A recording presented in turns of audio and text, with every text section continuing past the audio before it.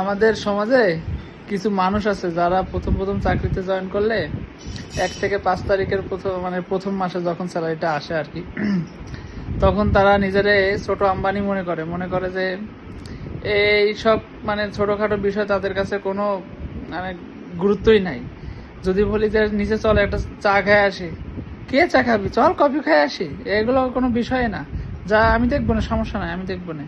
হ্যাঁ, তো এই যে এরকম একজন ছোট আম্বানি আমাদের বাসায় আছে, ওই যে দেখতে পাচ্ছেন ছোট আম্বানি।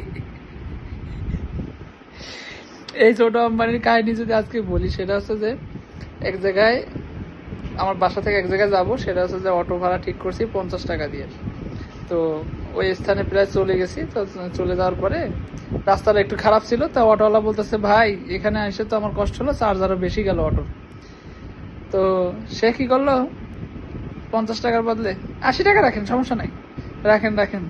এই লোকই যখন 15 তারিখ থেকে 20 তারিখ হয়ে যাবে মাসের, তখন যা দেখবেন চা খাওয়ার তো টাকাই নাই, আবার বাসার যদি মনে করেন ধনে পাতা নেওয়ার দরকার পড়ে, যে 5 টাকা দরকার, এই 5 টাকার জন্য এক কোনায় চুপচাপ দাঁড়ায় থাকবে। এই টাকা যতক্ষণ সে হাতে না পাবে ততক্ষণ সে যেতে পারবে না।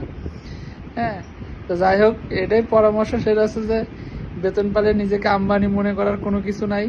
আম্বানি মনে হলে ঠিক এরকম সিচুয়েশনই আপনার ফেস করা লাগবে মাসের শেষে। আম্বানি, তুমি কোনো বক্তব্য দিবা, কোনো পরামর্শ দিবা, বলো। নো নো নো, গরিবের আম্বানি।